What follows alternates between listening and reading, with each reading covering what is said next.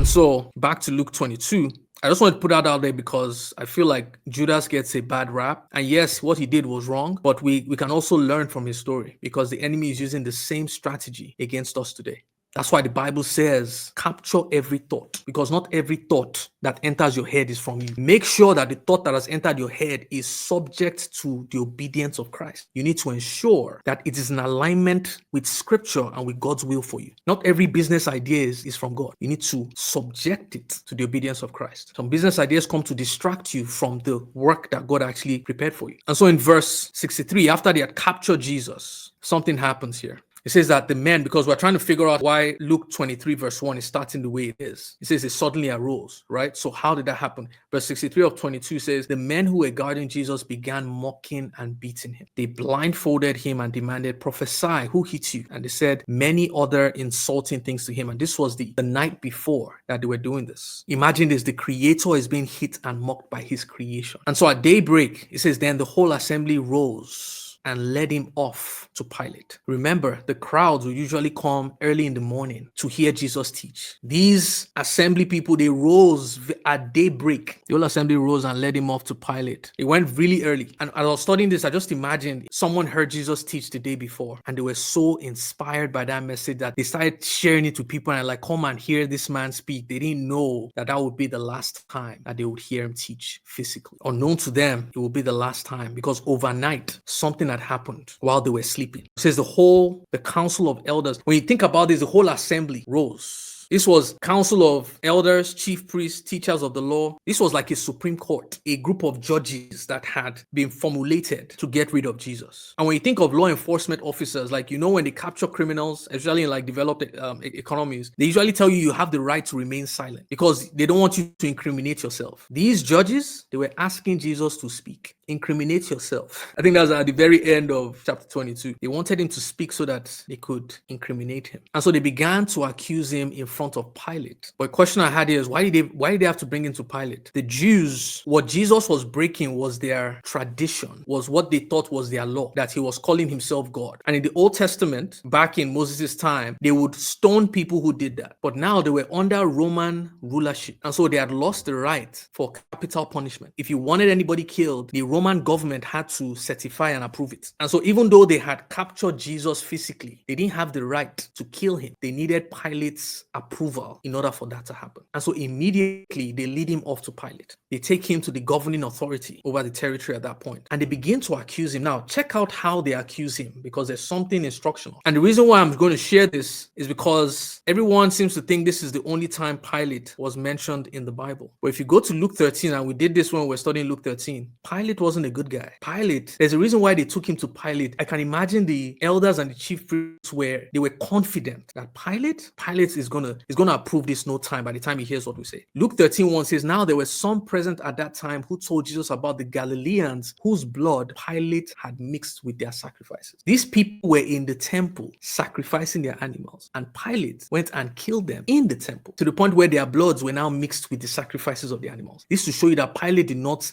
fear God. For you to do that while they are sacrificing. And so they bring Jesus to this Pilate. But they know that Pilate doesn't fear God. So they are not going to say, oh, this guy was breaking our religious traditions and customs. Pilate is not going to answer them. They had to come to Pilate with a charge that would affect him, a charge that would trigger him. So check this. They said, we have found this man subverting our nation. He opposes payment of taxes to Caesar. So they lead off with what Pilate is going to be interested in. Meanwhile, when they had asked Jesus, should we not pay taxes to Caesar? Jesus said, give to Caesar what is Caesar, give to God what is God. So this was a lie. They were trying to frame him. They said he opposes payments of taxes to Caesar, and they now brought their own problem, and he claims to be Messiah, a king. But I found Pilate's response very weird. And I'm sure the people who brought Jesus to him as well must have been confused because they would have thought that Pilate would have questioned Jesus based on their first charge, that he opposes payment of taxes to Caesar. But Pilate instead asks Jesus, are you the king of the Jews? Why? Pilate's response did not match their expectation. But as I was studying this, I imagined, I'm like, this wasn't wasn't the first time, I'm sure, that Pilate was hearing about Jesus. Jesus' fame had gone wide. Pilate was the governor. There's no way he wouldn't have heard about Jesus. And so then bringing Jesus to him is like, you've heard about someone, you've heard someone's reputation, and now you're finally getting to see them face to face. So it's like asking him, you can imagine when you've heard about all these great things that Jesus is doing, there's an image, there's a picture that is formed in your mind about who this man is. But now he's seen Jesus in person. Jesus who had been punched and slapped and mocked and everything the night before. He probably hasn't slept. He's not looking like the Jesus that he has probably heard about. It's like, are you the king of the Jews? Jesus would have looked so weak at this point. And Jesus doesn't even defend himself. He just says, you have said so. And that response, like the experience, Pilate announced to the chief priests and the crowd, like, I find no basis for a charge against this man. Was he sizing him up? He says, I find no basis. I don't see him as a threat like you guys are claiming him to be. But verse 5 says, but they insisted that he stirs up the people all over Judea by his teaching. Now they're trying to expand the charge. They said he started in Galilee and has come all the way here. So they're trying to tell Pilate that, his ministry is expanding. He's making progress. He didn't start here. We're not just bringing a new story to you. He started in Galilee and has come all the way here. He's becoming a bigger problem. His influence is growing. They are hoping that this would help trigger something like, okay, let's nip this in the bud now that he's here. But it feels like Pilate knows, he sees through their lies and is like, you know what? I don't want to be responsible for this. So as soon as he heard Galilee, he's like, thank goodness, man, that's not even my jurisdiction. If he started in Galilee, why not go and meet the person who is in charge there? Luckily for them, it says, on hearing this, Pilate asked if the man was Galilean. And when he learned that Jesus was under Herod's jurisdiction, he sent him to Herod, who was also in Jerusalem at the time. So this must have been exciting for them because, okay, we don't have to travel all the way to Galilee to see Herod. Herod was in Jerusalem at that time as well. It says, when Herod saw Jesus, he was greatly pleased because for a long time he had been wanting to see him. Who remembers when I believe this was Luke 13 as well. Interesting. Luke 13:31. It says, at that time, some Pharisees came to Jesus and said to him, leave this place and go somewhere else. Herod wants to kill you. So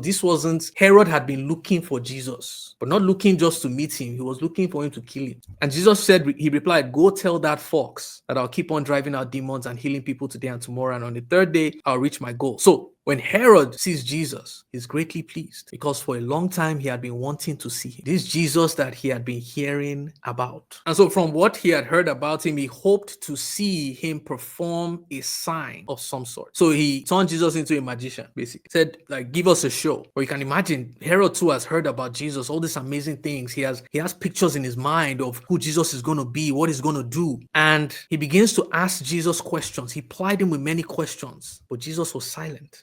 And the chief priests and the teachers of the law were standing there vehemently accusing him. You can imagine Herod, who is the ruler of that place, the governor of Galilee, is asking Jesus questions and Jesus is not answering. And as I was studying that, this verse came to my mind, Isaiah 53 verse 7, because Jesus was fulfilling prophecy and he didn't even realize it. Herod didn't even realize it. It says he was oppressed and afflicted, yet he did not open his mouth. He was led like a lamb to the slaughter, and as a sheep before its shearers is silent, so he did not open his mouth. He was silent. And so the chief priests and the teachers of the law were standing there vehemently accusing him. Then Herod and the soldiers, because he's silent, they're trying to trigger him. So he and the soldiers ridiculed and mocked him. They're trying to bring him out of character. And this is why I keep saying the goal is not to be a thermometer. The goal is to become a thermostat. Don't allow outside influences to determine how you respond. Respond from who you are. Even though they ridiculed him, even though they mocked him, he still stayed quiet. They even dressed him in an elegant robe. They were mocking him and they sent him back to Pilate. So Pilate and Herod are looking at Jesus and are like, this man is not a threat like you guys are saying he is. And it says that day Herod and Pilate became friends because before this they had been enemies. And Pilate called together the chief priests, the rulers, and the people, and he said to them, you brought me this man as one who was inciting the people to rebellion. I've examined him in your presence and I found no basis for your charges against him. Even Herod has done the same and he has sent him back to us. Like, this guy is not a threat. As you can see, he has done nothing to deserve death. Therefore, I'll punish him and then release him. He was even trying to give them, like, I found nothing, but you know what, I'll just punish him to help,